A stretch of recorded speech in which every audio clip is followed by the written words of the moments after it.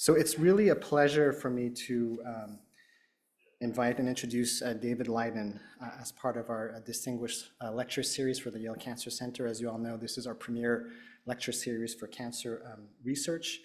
David is really well traveled. I'm going to apologize, I'm going to have to read from the list of all the places that you've trained. But David completed his medical degree at Brown University, and then he did completed his PhD in University of Vermont before completing his residency at Duke, and then fellowship at Sloan Kettering before he joined the faculty at Weill Cornell, where he is the Stavros Niarchos Professor of Pediatrics and Cell and Developmental Biology. I had the real pleasure of coming across, or being made aware of, like many of us, of David's research early on when I was a trainee at Sloan Kettering, just across the street, attending seminars. And really what struck me and many of my peers was how bold and at the time controversial some of the work David was doing. He is, as many of you know, a pioneer in defining the concept of the pre-metastatic niche, and also has made important contribution to our understanding of how extracellular vesicles and exosomes mediate metastasis. And these concepts have really had a long-standing impact on the field to this day. And today, I think David will be sharing, again, his work moving into new territory, forcing us to think now about mechanisms of systemic perturbations and their influence on whole body effects on cancer metastasis. So it's a real pleasure to have you here, David. And on behalf of the Yale Cancer Center's leadership, I just want to present you with this award that we have for our distinguished lectures.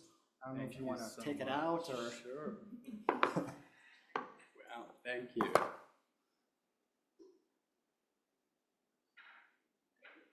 Well, David, thank you so much. Looking forward to your talk. Thanks for being here.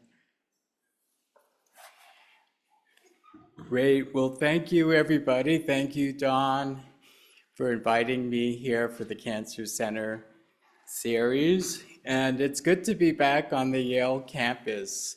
I grew up in Hamden, and we used to come to Yale, Peabody Museum especially. So it's great to be back.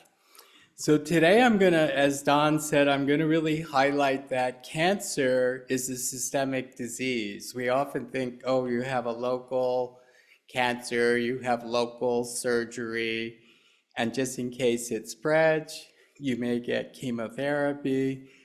But really, right from the get-go, cancer cells are secreting factors that affect all organs in your body.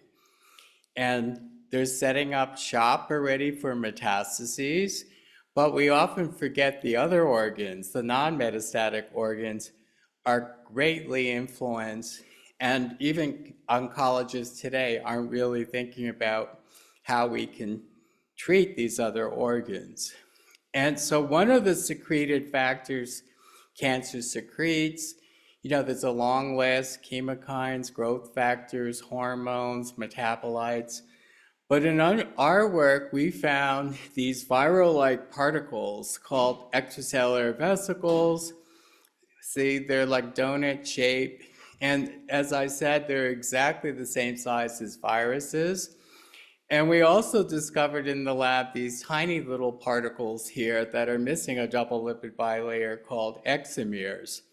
So right when you even have a few cancer cells, billions of these extracellular vesicles are being pumped into your bloodstream, and they go far away in distant organs where they fuse with normal cells, cause inflammation, promote metastases, and as you're going to see today, they also really promote other problems, clot formation, and they can make the liver shut down.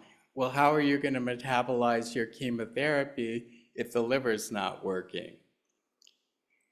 So those are my disclosures. And so 25 years ago, they're all pediatric oncologists. Rebecca's a pediatric endocrinologist. We all worked on this concept of the pre-metastatic niche.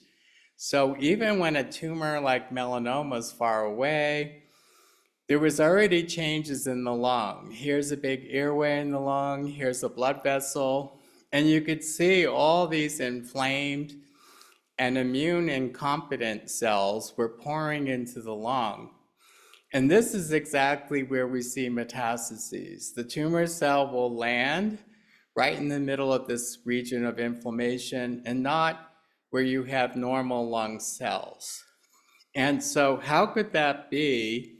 As I said, something so far away like a skin melanoma is already communicating with the lung and preparing metastases. What tumor-secreted factors could that be? And that's how we discovered these extracellular vesicles present in these pre-metastatic lungs. When I first saw them, we did EM of these pre-metastatic sites, and we said to ourselves, what are these viral-like particles doing here? And here, these are the predominant particles. This large exosome, the smaller ones, and these teeny little particles we call exomeres. Those three together really can do a lot of damage when you have cancer. And so this whole world has really exploded. And so you guys may know that you have a Nobel laureate here, Jim Rothman, who I know very well. He studies the vesicles that are going from one organelle like mitochondria that travel to the Golgi. But in our work, we're studying all the vesicles and particles that are secreted by the tumor cell that gets into your bloodstream. And so you have very large ones here that pinch off the cancer cell membrane. And then you have the smaller ones, the exosomes, that are actually made near the nucleus that get packaged in these big multivesicular bodies. They're like a big sack, and they're carrying hundreds of these vesicles to the cell membrane, and here they're released. And we're still trying to figure out how the exomeres are being made, but we know they package a lot of mitochondrial-related proteins, so somehow they're related to the mitochondria within the cancer cell. Here's a cartoon of one vesicle, and what's really nice about studying these vesicles, the lipids, the DNA here in red, and the proteins, 90% of these molecules are sticking on the outside of the vesicle. So that makes a great biomarker. If you want to, Zoe in the lab, who I'm going to mention at the end, who's an MD PhD student, helped us figure out the proteins that are packaged in cancer exosomes. So if you find them in the blood, you could say, yes, you have cancer, and you can tell which cancer you have, pancreatic cancer, say, versus breast cancer. And so it's very exciting because we can develop drugs that block these proteins from being taken up and prevent metastases. So first I'm going to tell you about a little bit more detail on exosomes' role in the pre-metastatic niche. And so Hector grew melanoma tumor cells in culture. He then spun down the liquid part, the conditioned media where the exosomes reside. And you could label them with a green dye that is lipophilic, and then get them in the bloodstream like a tail vein injection. And then 5 minutes later, here's a blood vessel in the lung. Here are the exosomes circulating. And just like viruses, they have to really commit, are they just going to be washed out in the urine? Or are they going to fuse with certain cells in your body? And so the exosomes from melanoma, they like to promote lung metastases, so they're going to fuse with cells in the lung. And so for all this region to light up, each cell has hundreds of exosomes packaged inside. And here, this is establishing a pre-metastatic niche where you're going to have metastases in the future. They also like to fuse with immune cells. Here are some immune pockets of lymphocytes that are found in the bone marrow, also in lymph nodes. And so all the excitement on immune therapy these days, especially in melanoma patients, they really are not taken into consideration that the exosomes can fuse with the immune cells and really promote, dysfunctional immune cell. And so how are you going to use these immune cells with therapy if they're not functioning well? So here we just make it easy for everyone. Step one, we often see leakiness, vascular leakiness. So even before the tumor gets to your lung, when you have cancer, your lung can actually be swimming in its own fluid. If we just inject the exosomes by themselves intravenously, one injection, and then follow it with a dextran, that's a protein. If that leaks out, which is red in color, that means your lung is allowing all fluids to leak out. And so these mice are not normal. They're actually having breathing problems due to this vascular leakiness. So again, a cancer patient often has respiratory issues, but no one's really investigating why. If they say they just get a CAT scan and say, oh, you don't have any metastases, so let's not worry about the lung. This is not a good way to help treat your patients. And then secondly, here's also another vascular leakiness picture, this red dye coming out of the blood vessels here in green. You don't want that, and so Shani in the lab is understanding all the mechanisms in this very first step. She wants to block this and prevent metastases. And then Bruno, who's now was trained in Lisbon and running his own lab, showed that extracellular matrix, like when you get a scar, can also promote metastases. And so this is a group studying lymph nodes, metastases in a melanoma patient, and before the melanoma cells get to your lymph node, you can see all this red and orangey colors are representing this extracellular matrix component called periostin. And then Bruno, studying pancreatic cancer, he can already tell, as the cancer is growing, about a week, the whole liver starts to have this extracellular matrix component composed of embryonic fibronectin. And thirdly, the signature of the pre-metastatic niche is macrophages or inflammation. So this is a couple weeks later. We do have immune cells in your liver, but here you could see a noticeable difference where you have many, many immune cells being recruited and the local immune cells are dividing, and together they cause this massive inflammation, setting up shop for future metastases. Well, how do the extracellular vesicles and particles prepare these organs for distant metastases? So there's a very famous British surgeon named Stephen Paget in 1889, and he made the hypothesis of the seed and soil hypothesis, the seed being the tumor cells. The soil has to be the right soil for the tumor cells to grow in. And he said we must study the soil, and for the most part, for the 120 years, I think our lab was the first to really start studying the soil. So he also noticed, why does this breast cancer patients have metastases in certain organ sites? The bone, the lung, some of his patients had liver mets. So that's one of the greatest mysteries of organotropism. So why does eye melanoma? You would think it would go to the brain. It actually spreads to the liver. Why does lung cancer and pancreatic cancer like to spread to the adrenal gland? Very unusual places. And so can the extracellular vesicles have a part in that? And in fact, they do. So here are exosomes that fuse with neutrophils.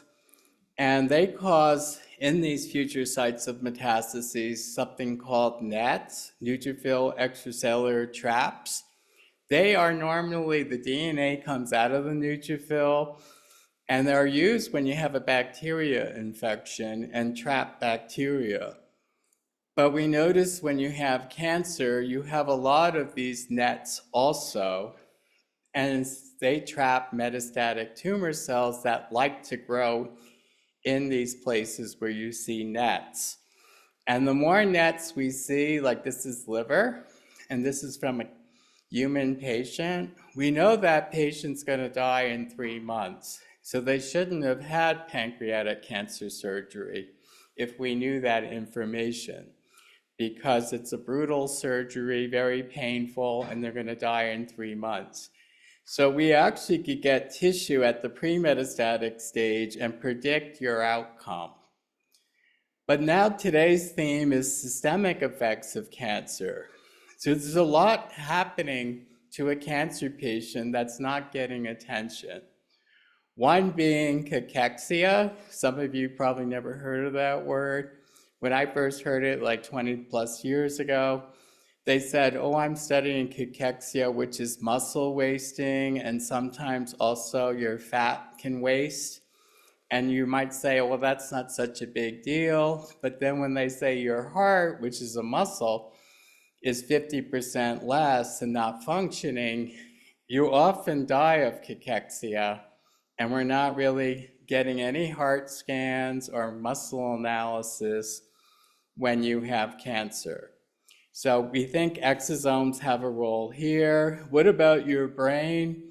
Many patients present with seizures, and you're like, oh, does this person have like a cardiovascular issue? And it turns out they have lung cancer, and you could miss the diagnosis.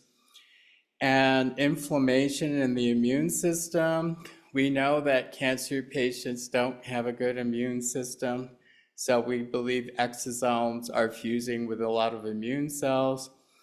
Today I'm going to cover 2 aspects that are quite serious. Clot formation that no one's studying. So I'm on the planning committee for AACR, American Associates Cancer Research. And I even told the president, like, for the last 10 years, you haven't even had one lecture on thrombosis. So this is a meeting of 25,000 people, and it's the second leading cause of death of a cancer patient. In fact, all cancer patients that have advanced metastases, they're not dying of tumor burden, they're dying of clots at that stage. And I'm also going to talk about the liver, how important the liver is. You can imagine if the liver's not working, your cholesterol may go up. That might be an early sign that you have cancer. And it's not working, that means you can't metabolize drugs. So you're going to be really in trouble if the liver's not back to normal. And here, like, everyone thinks like, oh, tumor cells dictate their own fate in organotropism. If I give a tumor cell, it knows where to go, but in fact, they don't go to certain organ sites unless you push them in those sites. But studying the extracellular vesicles, or exosomes, we collect them from growing these breast cancer triple-negative cells. This one tends to grow in bone only, this one grows in lung, this one grows in brain. And if we label them again and inject them intravenously, we're imaging the whole lung by Odyssey imaging. We find the exosomes from the breast cancer that metastasizes to the lung. It's the exosomes that are going to the lung. And if we image the brain from the brain tropic cells, it's the exosomes will be found fusing with cells in the brain. So they're dictating where organotropism is taking place. So in part, we've answered the mystery why cancer goes to certain organ sites is because the exosomes go to those certain organ sites. Well, how do they do that? They have a zip code on their surface. And so most of them are integrins. So that's adhesion proteins. So if I see an exosome and the integrin has alpha V beta 5 sticking on the outside, I know it's going to fuse with cells that are found in the liver. If I see another integrin protein, alpha 6 beta 4 or alpha 6 beta 1, it's going to fuse with cells in the lung. And then there's another one, alpha V beta 3. It's going to fuse with cells in the brain. And this is another unique protein, a hyaluronic acid binding protein, that also binds to cells in the brain. So it's prognostic. If we get a patient sample and there's no integrins on their extracellular vesicles, we all have normal exosomes in our body, but they tend not to have integrins, only the immune system. Exosomes have their own unique set of integrins. I can say that you're not going to have metastases. And then another patient recently that we analyzed had about 10 integrins. And I said, this patient must be a metastatic patient. And it was a lung cancer patient with metastases to 15 different sites. And so it's actually very powerful to see certain proteins. And we're coming out with that paper. Zoe's probably going to be on that one too, predicting who's going to have metastases and to what organ will they metastasize to. So now here's the question. We just heard, well, pancreatic cancer, right? If you have that, it's going to send exosomes. Where do they get metastases? Usually the liver. And they're going to form these nets, neutrophil traps. So, God, this patient could be in trouble for metastases, but no one's asking, is anything going on in the lung in these patients? Everyone thinks it's normal. And in fact, the lung is loaded with clots in all the GI cancers. So all the cancers that are spreading to the liver, their lungs aren't normal. They're loaded with clots. And if we isolate some of this lung tissue for exosomes and re-inject it into a happy, naive, normal mouse, we can induce the clot formation here, and the animals die in minutes later. So what we see is a chemokine being secreted, that's just like a chemical, CXCL13. While the exosomes are going to the liver, you can't be surprised that something else is going to the lung. So this chemokine's traveling there. And that induces macrophages in the lung to secrete their own extracellular vesicles that now bind with platelets and form clots. So then you get the clots in the lung, and they leave and they travel systemically, involving your legs and distant digits, where clots can then come right back to the lung again. Here's just a picture. We just gave an exosome injection from the lung into a mouse. You see clots everywhere. The little exosomes in green are fusing with the fibrin and platelets that are in pink, forming clots, and then the animals die. Research always brings about surprises, and so we found on these exosomes that the macrophages secrete in the lung another integrin. This one's beta 2 integrin that likes to bind to platelets and form clots, and we can block that. We're developing new antibodies that block that relationship, because that's a big problem in cancer patients, is this clot formation. And if you put them on heparin, they bleed, almost bleed to death, and it's worse than the clots. But here's the mouse. You don't have to be a neurosurgeon to figure this out, that this lung is just loaded with black melanoma, and this animal probably will only live a couple days. But if we treated with the integrin beta 2, during this at this end stage, we actually can revert metastases and treat the metastases, and the animals live 5 weeks longer just with a couple treatments. So we're very excited. We're working with a drug company trying to develop humanized alpha X beta 2 integrin antibodies, not only to prevent clots that can be used even in a non-cancer patient, someone with cardiovascular disease, COVID, all the COVID patients are dying of clotting, it's the same thing. We can prevent COVID-induced deaths. But we're really happy there's now one drug developed for the metastatic patient.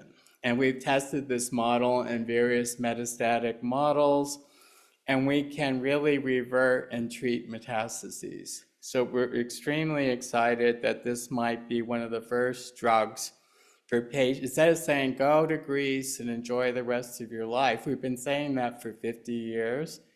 We have not done a good job developing drugs for the patient with metastases. And we actually developed a microscope in the lab working with Oxford University. Here's just one single exosome. And this one from a primary tumor has beta 2 integrin, but you could see it scattered these proteins on the surface of this one exosome. When it's in this configuration, where it's clustered to one side, that integrin is now activated and can bind to platelets. So we're learning, and not only is the protein present in these cancer exosomes or not, but actually their configuration is critical for them to bind other cells or platelets. And as I mentioned, this chemokine, so as I said, exosomes are going to the liver, forming liver mets in pancreatic cancer, but they really secrete high levels of this chemokine. So we can actually measure this chemokine and know if you're going to get lung clots or not. Breast cancer and melanoma have lower levels, but when they spread, the cancer cells spread to the lung, they now can form a lot of clots because they're right near the macrophages, which are interstitial macrophages, secreting the exosome with the beta 2 integrin. We work, our lab's very translational, so we work with the pancreatic cancer surgeon and a whole team of pancreatic cancer researchers in Nebraska. And so Diane, here's patient, she gave us blinded. If we see high exosomes that have this beta 2 integrin, we go back to Diane, your patient's gonna have thrombosis. You better not do surgery, they'll die during surgery. And after they form clots, she had samples, and so that beta 2 integrin goes down. So we're able to predict which patients are gonna have clots. This is a beautiful picture because this shows you, here's pancreatic cancer spreading to the lung now, and the macrophages are in brown, secreting this exosome expressing beta 2 integrin. And you know that patient's gonna form clots. But even if you have metastases in the liver, the lung's not normal. You could see all the macrophages are dividing, forming this beta 2 integrin. The normal lung looks like this. This space is all your airway exchange. Here, you know, there's no metastases in the lung, but the lung is very abnormal, filled with these macrophages that are plugging up airway exchange and helping form clots. So the integrins are very important. They can dictate organotropism. I didn't talk about vascular leakiness today so much. This integrin causes clot formation. This integrin promotes lymph node metastases. So not that I ever wanted to study integrins, but your data always tells you what to study and what direction to go in. Don't some of the young investigators here, don't push what your lab is studying. You should let the data, even if it's in a new direction, take you to that direction. And so again, we stored this mix of exosomes of different sizes. And so in our lab, Haiying and I developed a new machine called the AF4 fractionator that was adapted.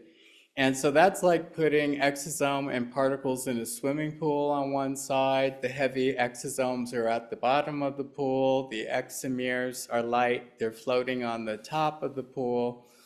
And then you apply two forces, parallel and perpendicular forces, and you can collect the exomeres that travel to the other side of the pool first.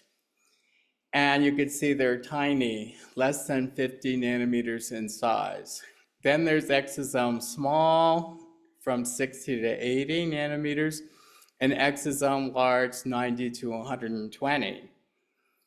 And so we wanted to see what are these different vesicles and particles, which are the predominant particles found at metastatic sites. What are they packaging inside, far as cancer proteins and metabolites, for instance?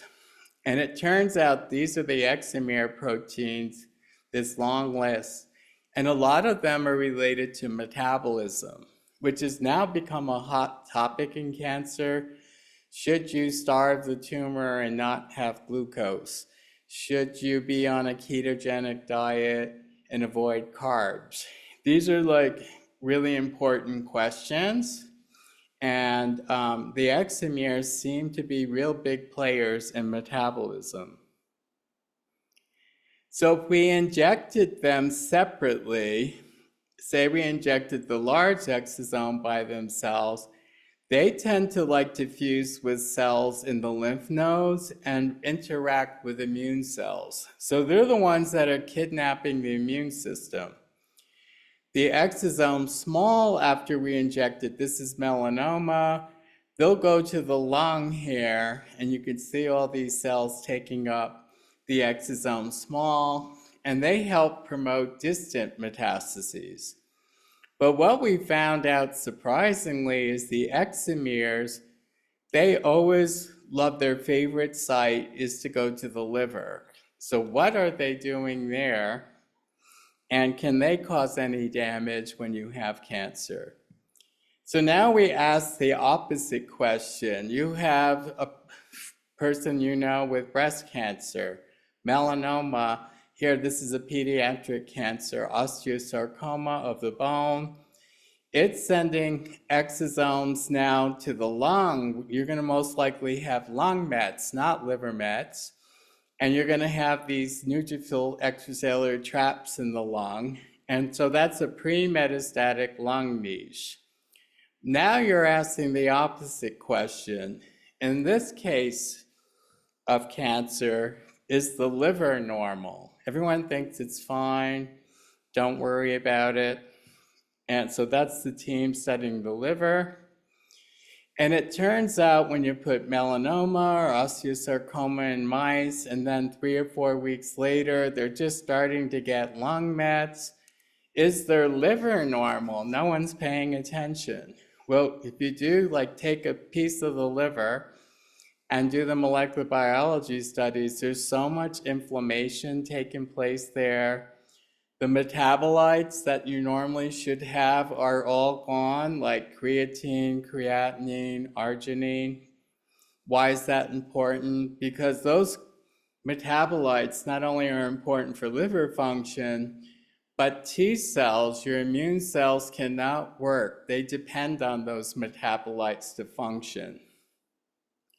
And this is the surprise. Creatine, ceramide, triglycerides really exponentially increased. Cancer causes fatty liver. Everyone thinks it's the other way around. And, you know, this is an early warning sign. My friend in New York, her cholesterol went from 200 to 400. The doctor says, oh, it must be a mistake. Let's repeat it one day. They never repeated it. 1 year later, she had severe abdominal pain. she was diagnosed with ovarian cancer. Here, cholesterol was a warning sign that she actually has cancer and we should have paid attention to it. And so because cholesterol and all the lipids are up, we actually look for fatty liver, a stain called BODAP, which stains neutral fats. Here's a normal liver, these blue cells. When you have melanoma, look at the whole liver is just transformed. And it's a bad fatty liver because it involves other aspects of liver failure. Osteosarcoma does the same thing to the liver.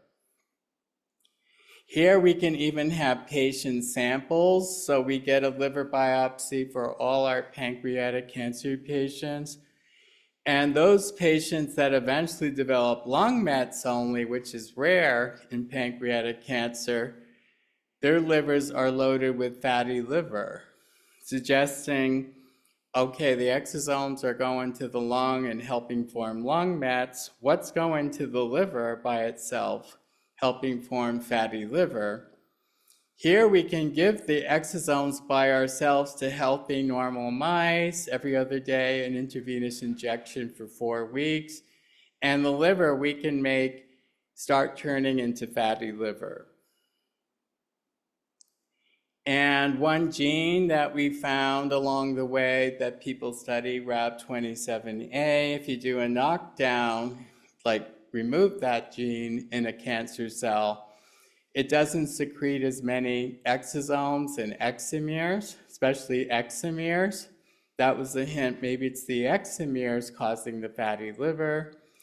And when we get rid of them and put the tumors in mice that can't secrete exosomes and exomeres, they don't have as much fatty liver. Here, as I mentioned, we separate the 3 populations.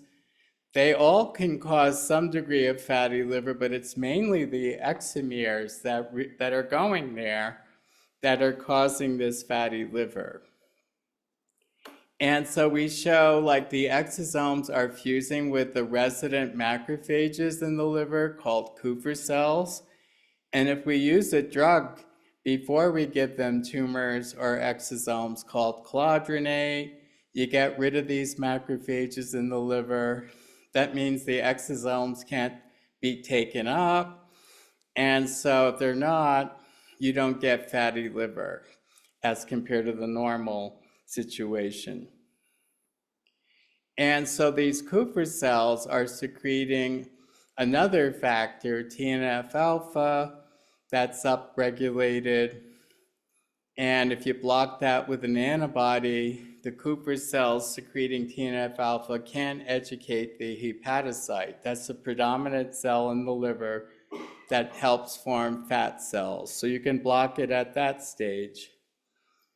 What we find in cancer exosomes compared to your normal exosomes is there are a lot of saturated fatty acids in the cancer exosomes to begin with. One being palmitic acid, which is getting a lot of attention. So this famous person in Belgium shows that palmitate really precedes metastases as well, forming a really saturated fat environment.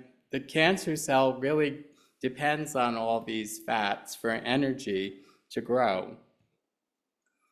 And also the cytochrome P450, that's the mechanism for drug metabolism. So we actually can induce fatty liver and slice these livers and add drugs. And here everyone recognizes Tylenol as the metabolite. But if you have these fatty livers that we generate with tumor exosomes, the drug can't be metabolized as well. These are just other drugs depending on the liver.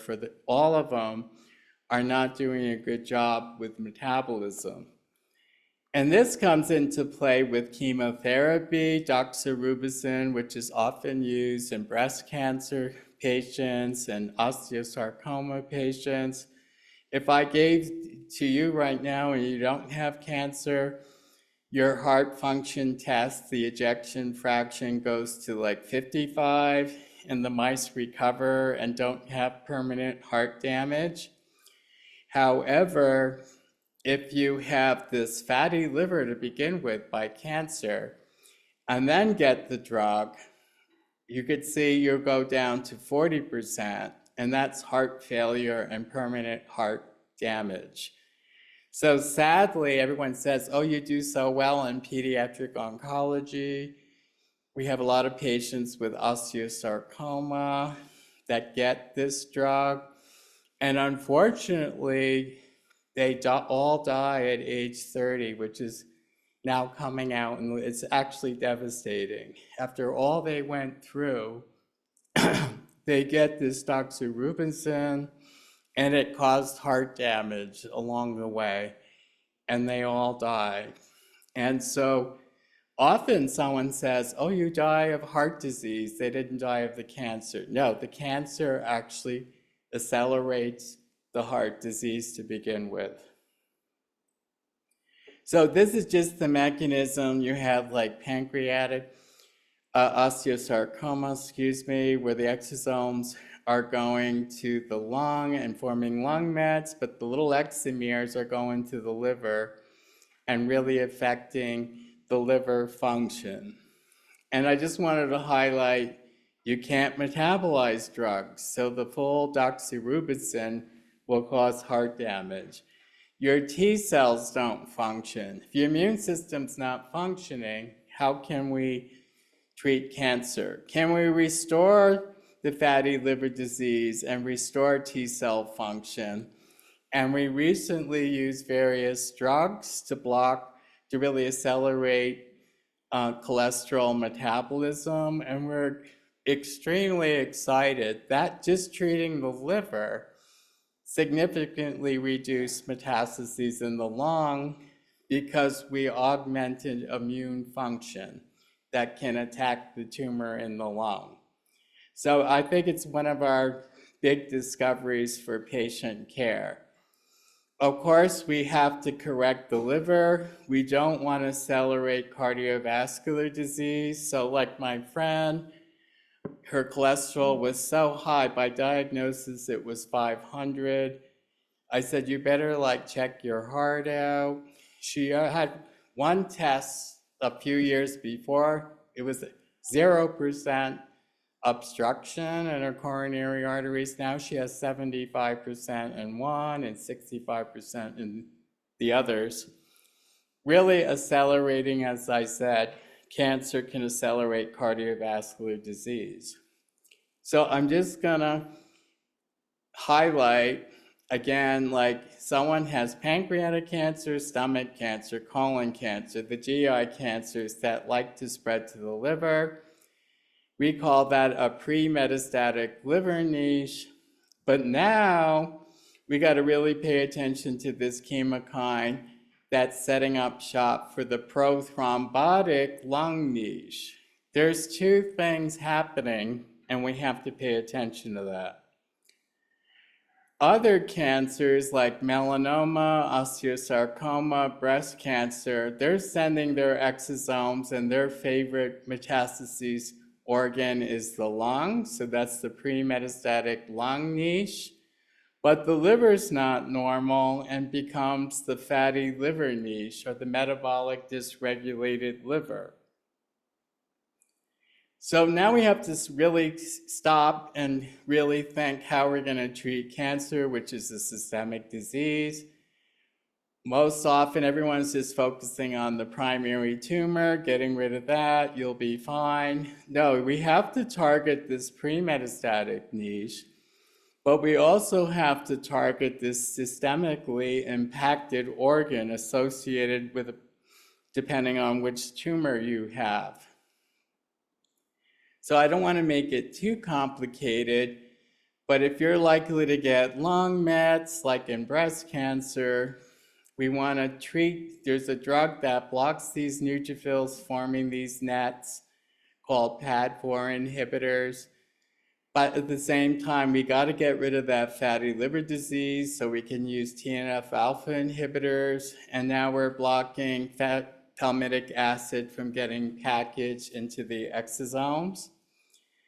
If you have pancreatic cancer, you're likely to get liver mets, so we want to use the PAD4 inhibitors, block those neutrophils forming the nets in the liver, but we got to block the clots in the lung. So we use this chemokine inhibitor, and as I said, we're developing the humanized beta-2 inhibitor that we hope is going to block clots and maybe treat metastases. So in conclusion, we found that exosome proteins like integrins can help us predict where the metastases is going to go to.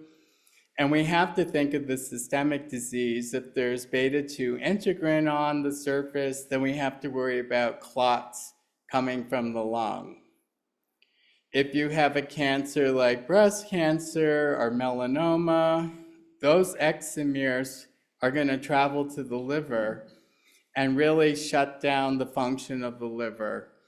And so we got to think about that. This all leads to new ways of really handling how we treat the cancer patient. We must think of multi-organ specific therapies. So I want to thank my lab here that it's just absolutely incredible to work with all these talented people. But I also want to highlight Zoe, who's in the second row here. And she came like freshman year in high school, and she worked in our lab every single summer and winter break through college for the last 10 years. And then took a break to go to Boston after going to undergraduate here at Yale to work at MIT in the Broad Institute. And, you know, we met several times. Where do you want to go for your MD, PhD? And she came circling right back here at Yale again. She's so excited. She's in her second year. And I'm also happy to meet Anne Elizabeth, who's here today visiting. She's a fourth year, I believe, MDP. She's good friends of mine. She just did the marathon. So it's nice to see all these people doing so well at Yale. And again, I want to thank Don for inviting me. He's one of the top metastases researchers, not only at Yale, but internationally. And Katerina, who I haven't seen in 25 years, she's back there too. Her science paper, I think, blew us all away, working with Harold Varmus, who's another Nobel Prize winner. And so she's doing so well studying metastases as well. So we have a really good metastases network here at Yale. So thank you all. It's been really wonderful being back. I thank my family from Guilford and New York City are here today. I'm so excited they're here. And I'll be glad to answer some questions. Thank you.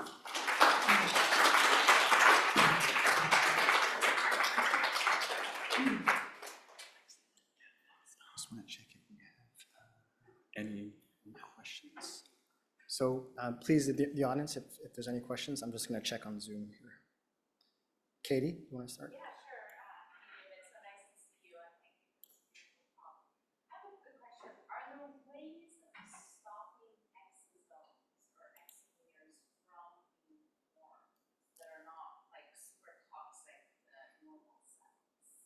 Exactly. That's one of our primary missions in the lab, to figure out what genes and pathways in the cancer cell are involved in exosome and exomere production.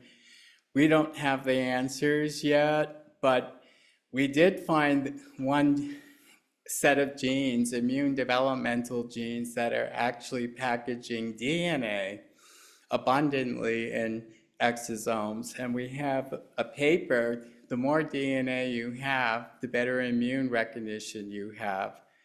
And so we're working on that angle, because T-cell exosomes have like 100-fold DNA in their exosomes. So we're discovering that aspect, but our ultimate goal is stop all tumor exosomes from being secreted from the cancer cells. So it could be another RAB protein that doesn't, RAB27 is blockade, it really blocks more exomeres. So we're trying to figure out the exosome RABs, but we're onto other genes as well that are going to block their production. We have to remember it has to be a unique gene that doesn't, because your immune system, as we're showing in a new paper, is critical for exosome communication from one immune cell to the next, and we don't want to block that. So exosomes are really important in normal physiology, especially the immune system.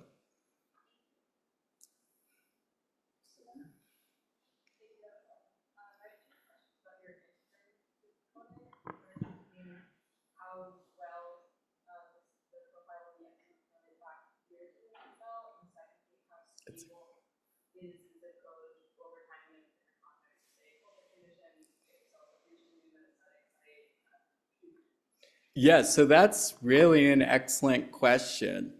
So they do not always have to represent what the parent cell integrin profile is. This is really the shock. So like David Cherish, an integrin person, had antibodies against alpha V integrin that was on his breast cancer cells. And he said, oh, I'm going to treat with this integrin. Actually, it was $1 billion study. And they did not prevent metastases in breast cancer patients. And then when we examined the exosomes, they didn't have the alpha V integrin on their surface. They had what I showed, alpha 6 beta 4 or alpha 6 beta 1. So there's specific protein packaging in the exosome. And as a cell biologist, we're trying to figure out that specific packaging still. So we have a postdoc working on that angle. And also you asked how stable the integrin is. So, quote, the more conditions that you set up for like potential metastases, the higher the integrin expression. So you could take cells that normally are sort of benign and don't metastasize very well. But if you put those cells in like acidic environments or hypoxia, you can get the exosomes to upregulate integrins and they'll become more metastatic. So like tumor cells near necrotic areas. So you can manipulate, and so you can also study 3D tumor cells versus 2D. 2D are grown on plastic, which the forces, that's another group studying that. Integrins will go up when the forces are increased in the cancer as well. So depending on the condition and more pro-metastatic they are, the integrin profile increases. Isaac, you have a question?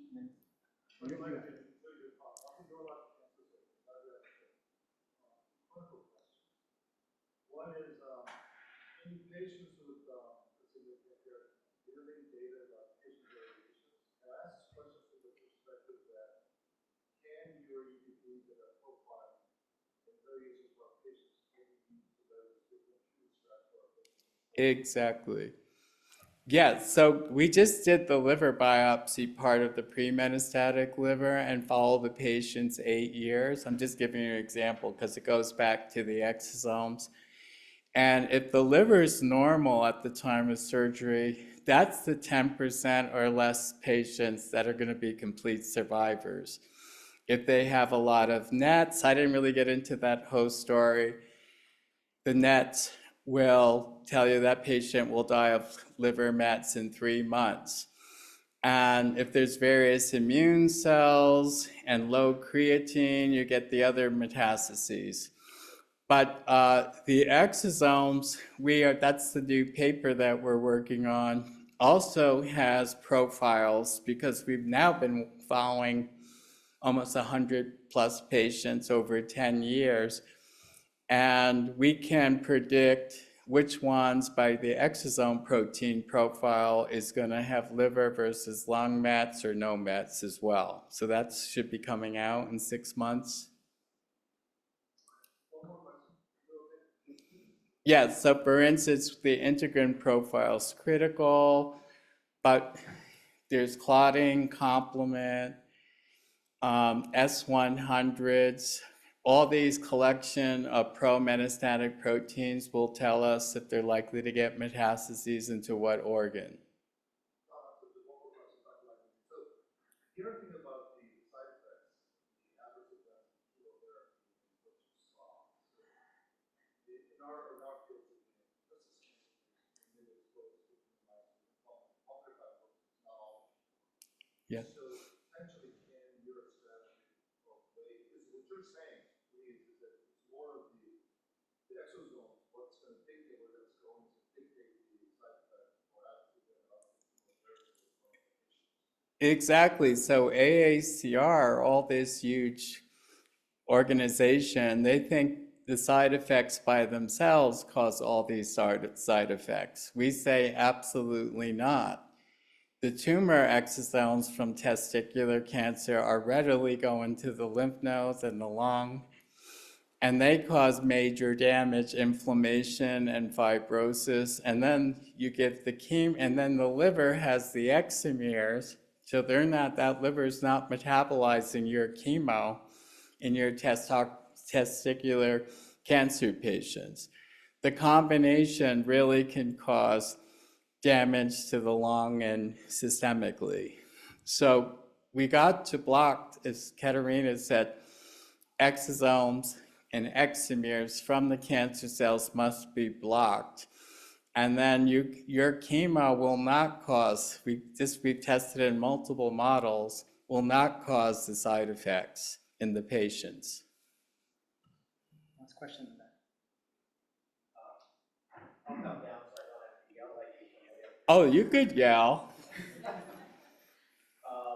Mark Manuel, I'm an immunologist here. So we're studying osteosarcoma in dogs, which is. Oh, yes. So I'm getting into that with Cornell Vet School as well. Yeah, I'll actually be there in the spring and Perfect. we can talk about overview. We study EGFR mediated therapies and whatnot. But the question, which relates to something you just answered, is whether, a real coup for the field is in defining liquid biomarkers Yes. for solid tumor mets, right?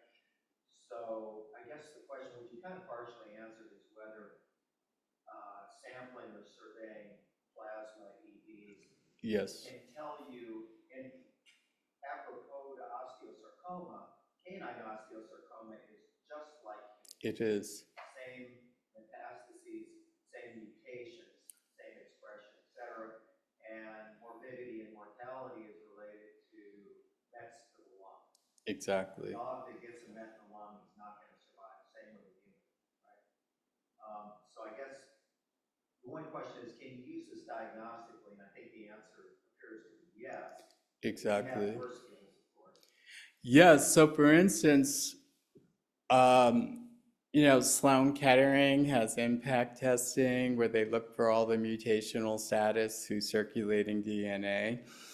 And it was blindly compared to exosome proteins. And then they tested stage 4, pancreatic stage 3, stage 2, and stage 1. This is where we really need the help is, when you're down like stage 1, early cancer diagnosis, and the exosome proteins predicted 90% plus sensitivity and specificity. And unfortunately, the impact testing and the methylated DNA could not be helpful in the early stage cancers at this rate. Why would that be? Because the exosomes in your blood that are abnormal, this is our advantage, is representing the host systemic disease. So say your dog has osteosarcoma, not only is it measuring osteosarcoma, but the osteosarcoma is 50% carcinoma-associated fibroblasts in there. They're secreting abnormal exosomes. And even the secretory factors from the tumor are affecting your immune system, and they secrete abnormal exosomes in your blood. We just measure all the abnormal exosomes in the blood and can really tell very early that you have cancer. And it's distinct from an inflammation like pancreatitis. which has completely distinct exosome proteins. One would think there'd be overlap. There's very little overlap in those patients. So we really feel strongly that, you know, Zoe's on our main cell paper that goes over this notion of systemic secretion of abnormal exosomes is very powerful in not only diagnosis, but predicting metastases. Can you discuss a little more of the biology that's happening at the site? You talk about these pre-metastatic niches that are occupied by the exosome. Mm-hmm. And it's presumably a rogue tumor cell comes by and is trapped, is attracted to that niche. Well, I was just trying to be very simplified and give the example of the gnats. It's actually more complex than that because half the tumors use vascular leakiness and half don't. And so that's one little step that immune cells followed by tumor cells can get in. And then the extracellular matrix components are also have their own mechanisms where tumor cells can bind. But the immune cells is a list of probably 20 different immune cells, T regulatory cells, abnormal B cells, the NK cells are abnormal. They're all secreting different growth factors, chemokines that are attracting tumor cells into the niche. And so it's quite complex. I didn't even bring up the metabolism changes, the palmitic acid part, toll-like receptor 4, some tumor cells express that and they bind palmitic acid at these pre-metastatic sites. So it's kind of complex, but I just make it simple saying it's a pro-inflammatory site. But you know, that's our ultimate goal. As I presented, we want to target these pre-metastatic sites and other organ systemic effects. And already we're having very good results in the lab, especially targeting that fatty liver. By itself has turned around and lowered metastases. Can you imagine something as simple as that? And it can't be like the typical cholesterol drugs that we use today because they block cholesterol biosynthesis, not with the metabolism side. So we're working on more on the metabolism side in the lab. Well, I'm going to end the talk by thank you so much, David. It's been Thank you, Don. Lots of Thank you discussion. so much.